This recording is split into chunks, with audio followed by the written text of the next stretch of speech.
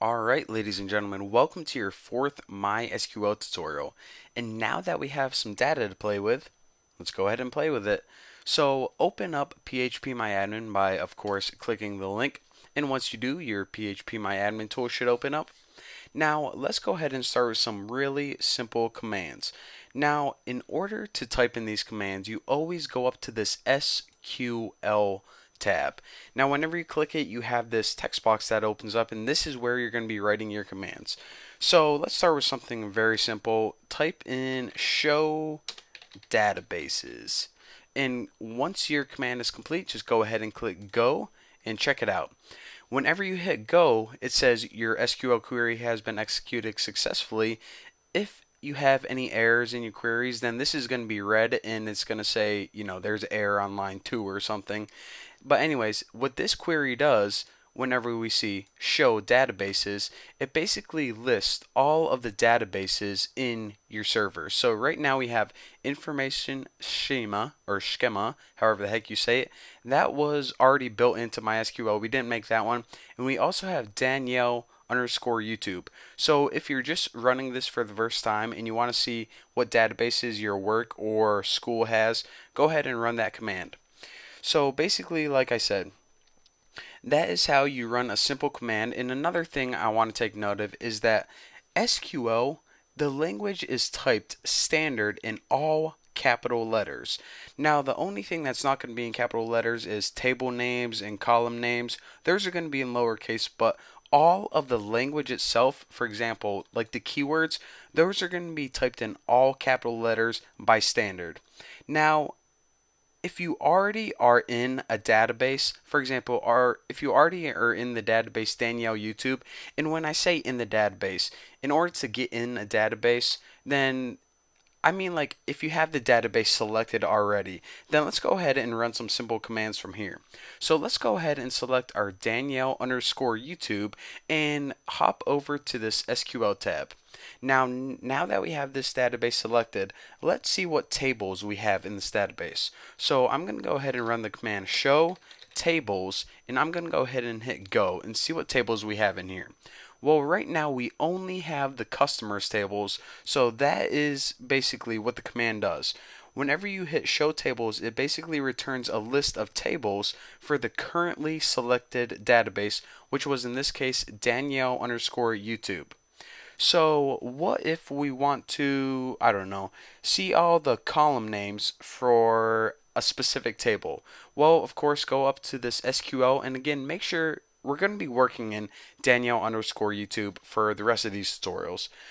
So basically, I want to see all of the column names from the table customers because remember, customers, if we click on it, we can see that it has ID, name, address, city, state, and zip, but we want to do it through SQL because that's what we're learning. So go ahead in your SQL tab, and in order to do that, hit show columns, I always spell columns wrong, from, and remember, like I said, the language SQL is all in caps, but your table names are in lowercase, so customers.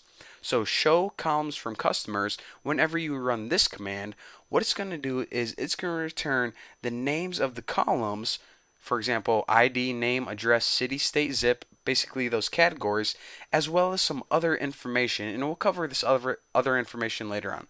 This is the type of data in, like I said, I'm going to be covering this later on. But one key thing I want to point out is this PRI, that stands for primary key. Now, remember in the first tutorial, I told you guys about primary key was pretty much the one thing in your table that you can't have repeated. So if we look, it says the ID was the primary key, and that's why all of these numbers are unique. But anyways, let's go ahead and learn a few more commands. So, as you can see already, probably that SQL, it isn't, a weird computer programming language that you're going to need an interpreter for. It's made up of these keywords that are pretty much written in plain English, very easy to understand. Now, one of the most common commands that we're going to be working with is the select command, SELECT. Now, what this command does is pretty much select the information or data that you want. So let me go ahead and hop over to this customers table real quick. You see that this customers table has a bunch of information on it. ID numbers, names, addresses, city, states, zip. So let's go ahead and select one of these columns. So of course, SQL, and I'm going to go ahead and select, what can I select? City from customers. Now I'm going to go ahead and run this and then I'm going to talk about it. So go ahead and hit go, and as you can see from our customers table it returns all of the cities. So anytime you ran a query, you can either look at that query right here, or if you want to see it exactly like you typed it, hit show query box and that's going to go ahead and show your query. But for the purposes of this tutorial, or excuse me, for the purposes of this query, I'm just going to go ahead and read right from here. So what the select statement does is it pretty much selects what information do you want, and you type this right after select. So we want to select the city from, and from is a keyword, what table. So basically we wanted to select what information, the city, from what table, customers, it's our only table we have to work with right now. And there you go. There you have it. The results of our query. And by the way, I probably should have mentioned this a while ago. Whenever I say query, I just mean a command or instruction that we're telling MySQL to do. So that's what query means. I know I said it for like the last 5 minutes. I didn't explain, but it's pretty much an instruction. What we've been typing in are all queries.